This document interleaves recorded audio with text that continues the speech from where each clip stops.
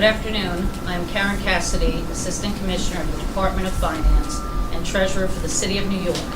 The purpose of today's meeting, dated May 31st, 2017, is for the Banking Commission to approve the 2017 designation of banks as official depositories of the City of New York, more commonly known as New York City Depository Banks. This meeting will be conducted pursuant to the rules of the Open Meetings Law. This means that members of the public have the right to attend, listen, and observe these proceedings, but they are not authorized to speak during this meeting. With that in mind, we would like to welcome the members of the public and thank you for your cooperation. We will begin the meeting with a roll call. Laura Anglin, Chief Administrative Officer, First Deputy Mayor. Present. Brian Cook, Assistant Comptroller for Economic Development. Present. The next item on the agenda is the designation of banks that are permitted to hold city funds. Pursuant to Section 1524 of the New York City Charter, the Banking Commission shall designate banks in which all monies of the City of New York will be deposited. The Banking Commission has promulgated rules contained in Title 22 of the Rules of the City of New York, RCNY, which set forth the requirements for designation for depository banks. In accordance with Title 22 RCNY, the following proposed resolution is for the Commission's approval to designate the following banks as New York City depository banks for a 2-year period, commencing May 31st, 2017. Resolution number 1, 2017 approval of 20 New York City depository banks. Whereas, pursuant to Section 1524 of the New York City Charter, the Banking Commission is responsible for designating banks that are permitted to hold city funds. And whereas, pursuant to Title 22 of the Rules of the City of New York, 1-03B, the term of a designation shall be for a period no longer than 2 years, unless the Banking Commission by majority vote extends such designation period. And whereas the following 20 banks have submitted the required documents and meet the requirements to become New York City depository banks: Amalgamated Bank, Bank United, Bank of America, Capital One Bank, Citibank, East West Bank, Flushing Bank, Habib American HAB Bank, HSBC Bank, Israel Discount IDB Bank, JP Morgan Chase, Modern Bank, Mitsubishi UFJ Financial Group, MUFG Union Bank, Popular Community Bank, Signature Bank, State Street Bank, Toronto Dominion TD Bank, the Bank of New York Mellon, US Bank, Victory State Bank. Therefore, be it resolved, the Banking Commission hereby approves the designation of these 20 banks as New York City depository banks for a 2-year period. Are there any questions or discussions on the resolution to approve for designation these 20 banks? If not, I will proceed to a motion to approve this resolution. So moved. May I have a second? Second. All in favor? Aye. Motion carried. The next item, item 4, is the conditional designation of Wells Fargo as a New York City depository bank. The next agenda item is the conditional designation of Wells Fargo as a New York City depository bank. Pursuant to Title 22 RCNY 1-03E1, no bank shall be designated or shall remain designated as a depository bank unless it maintains a minimum New York State Community Reinvestment Act, CRA, rating of 2, or its equivalent as determined by the New York State Banking Department, and a minimum federal CRA rating of satisfactory, or its equivalent as determined by the appropriate federal regulator.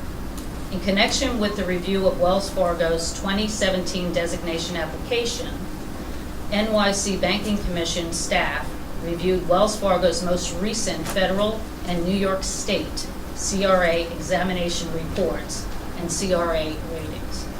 Wells Fargo's most recent New York State CRA rating is outstanding, which meets the designation requirements of Title 22, RCNY 1-03. However, its most recent federal CRA rating, issued by the U.S. Office of the Comptroller of the Currency, OCC, reflects a federal CRA rating of needs to improve.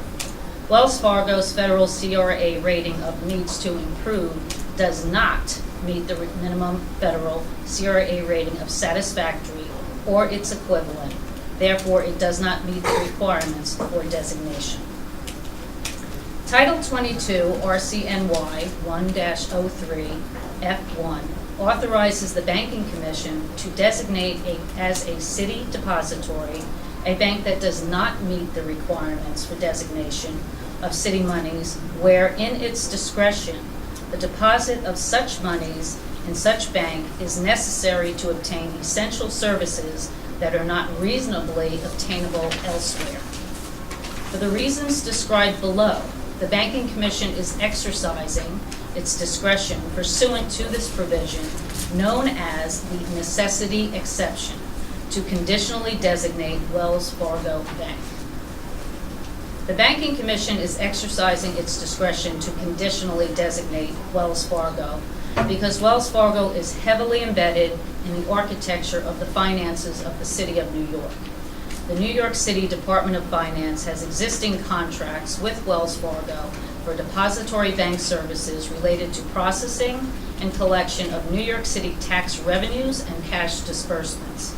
Under these existing contracts, the city annually processes in excess of 6.7 million individual transactions, with cash collections in excess of $27 billion. These transactions include 3.4 million annual real estate tax transactions, with a total revenue flow of over $20 billion, 4.3 billion in business and excise tax revenue, 1.8 million parking summons transactions, generating approximately $119 million in revenue, and 1.5 million transactions with a dollar value of $2.8 billion in business center receipts for the Department of Finance and multiple other city agencies. These contracts also include the Department of Finance website hosting and maintenance, armed couriers, merchant processing for credit card payments, business center deposit necessities, deposit bags, deposit slips, etc., and check printing and mailing. As of May 26, 2017, Wells Fargo had 99 bank accounts with $227.7 million in city deposits supporting critical city services administered by multiple city agencies. All Wells Fargo deposits are fully collateralized by government-guaranteed securities in amounts over and above the FDIC insurance as required by Section 10 of the New York State General Municipal Law. There are only a limited number of banks that have the capability to handle the volume of transactions and the dollar amounts that flow through New York City Central Treasury. It would be extremely disruptive to the revenue collection function and cash flow of the City of New York if the Department of Finance were suddenly unable to use the depository services of Wells Fargo. It would take some time to extricate and replace the infrastructure with alternative solutions, vendors, and/or banks. Moreover, it would involve additional costs to the city amounting to several $1 million annually, as Wells Fargo was awarded these existing contracts as the lowest cost bidder for the depository services provided.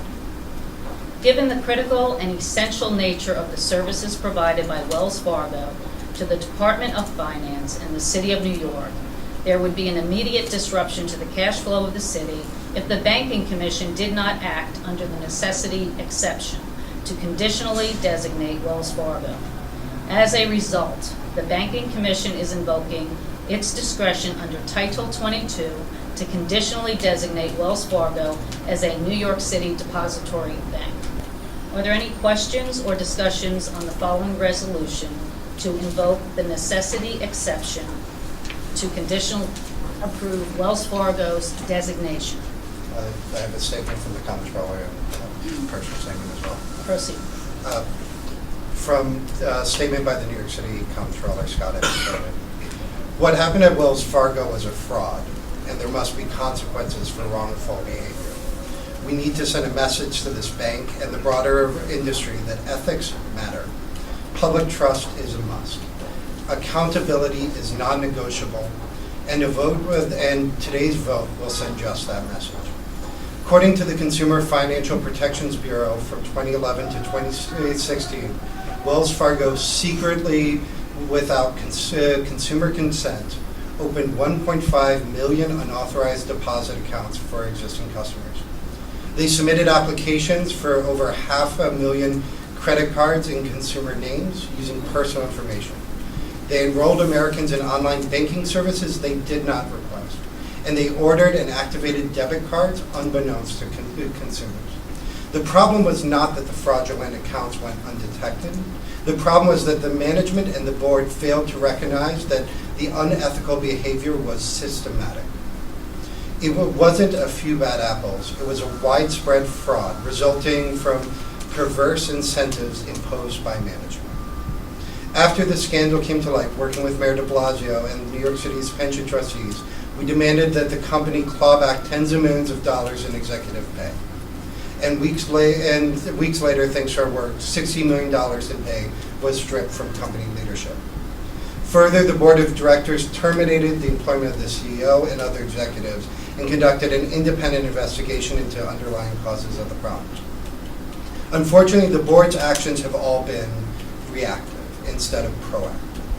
The board should have identified the systematic nature of the problem far sooner, and the failure to do so is ultimately a fundamental breakdown of oversight. The board does not appear to understand the urgency of replacing many, if not most, of its incumbent directors with new ones. That is why last month the New York City Pension Fund trustees voted to remove 10 Wells Fargo directors. We were part of a strong shareholder movement that provided a stunning rebuke to Wells Fargo's board. On March 28th, Wells Fargo announced that the federal regulators had downgraded its Community Reinvestment Act CRA rating to need to improve. All this paints a clear picture about the company, and I believe today's step is necessary to maintain public trust. It is the right message to send and the right thing to do. Systematic failures, massive fraud, breakdowns in basic ethics, and an inability to maintain a satisfactory CR rating, all of this contributing to the vote and this action in the proposed resolution. I'd like to thank Mayor de Blasio for his leadership and look forward to charting a new path in the future. Thank you. And on a personal note, I would like to thank the staff of DOF as well as the staff of the administration for their communication and work on this complex issue as we wind down our work with Wells Fargo as well as institute this moratorium. Thank you, Glenn. Thank you very much. It was a long process, but a lot of good work was done. Thank you very much. Can you hear from some of the people who came here to interact with you? Is that possible? So we're all really happy about the Wells Fargo move, which is great. Thank you. We appreciate the comptroller and the mayor for doing that. I ended up sort of sitting up front here by accident, so I feel I don't know, other people should talk. I don't know, but thank you for doing that. But we need the other banks too. I hear you. I think we're all supportive of the Responsible Banking Act when it was issued, and legislative change is always welcome. So, but the Responsible Banking Act is not going to compel you to do this. You should do it because it's the right thing to do. So, you know the administrative code as well as anyone, your group. You know the constraints that exist, so we are open to any interpretation that you can provide us. We're providing one right now, actually. Right. Legally, we are following what the council has designated for us on what we can and can't consider.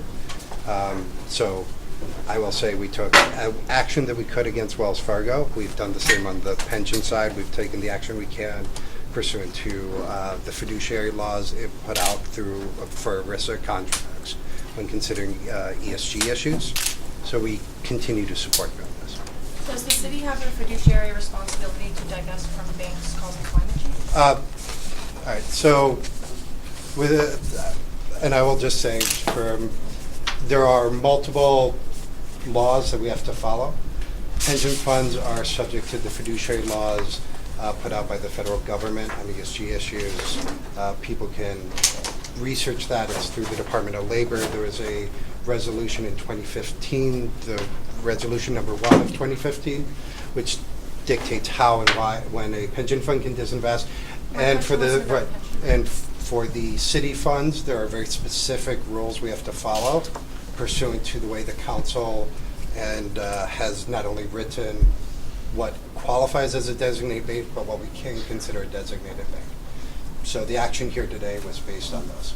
By council, you mean the New York City Council? New York City Council. So would it be possible for them to pass a resolution like they did in Seattle changing the laws for the designated banks? I can't speak for the council, but And also, I have a petition of over 600 signatures of people. I mean, obviously, you have dropped Wells Fargo today, but also the other banks funding the Dakota Access Pipeline that I would like to give you. There's only the first 300 because then my printer broke. But yeah, you can take that, yeah. It's nice of you to stay. Your colleagues took off, but that's appreciated. It's a very esoteric law that makes us hard to do our business. And Was that in New York City or New York State? New York State open meetings law that requires when a majority of people are of a commission or a meeting, it's a technical open meeting. There's also laws on noticing public hearings and things of that nature. Just to reply to that, you should have actually kept them here, and we should have continued an open meeting under the law to take our questions. You wouldn't have had to do notice and comment to do that, but it's appreciated you stayed. Sure. Yeah, when is it going into effect? So as of today, no new contracts can be issued with Wells Fargo. No contracts can be renewed or extended. It is literally as of this month. And banks which are replacing? Those will have to go through the New York City procurement process, and there's by individual agencies. Is there any thought about revising the basis on which these banks would be given permission? yeah, I think New York City needs to do exactly what Seattle did, and the Seattle City Council passed an ordinance that changed their qualifications to have some kind of a moral basis, and we don't have that right now. You know, the controller, the mayor, they're kind of able to hide behind their fiduciary responsibilities. We understand, finances are complicated, but they're very often, claiming to be these climate leaders, these progressive moral leaders. Well, that's not what our finances reflect right now. So I think if the New York City Council is able to do that, that's what I got today from some of the Banking Commission members after they were talking, that this is the City Council is the one that kind of defines what a New York City designated bank is.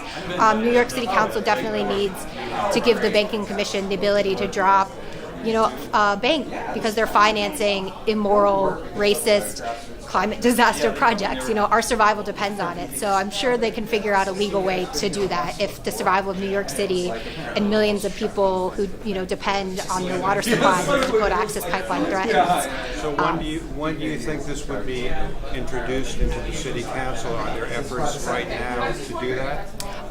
That I know of, there hasn't been a lot of effort to focus on city council, but every New York City council person is up for re-election in November, so I don't think it'll be that hard for us to gather people. We had over 600 people sign this petition. There's been thousands and thousands of people that show up to no DAPL protests in this city, and those people are all going to vote in November. So I think it'll be pretty easy for us to get the New York City Council's attention and try to get them to do this as soon as possible.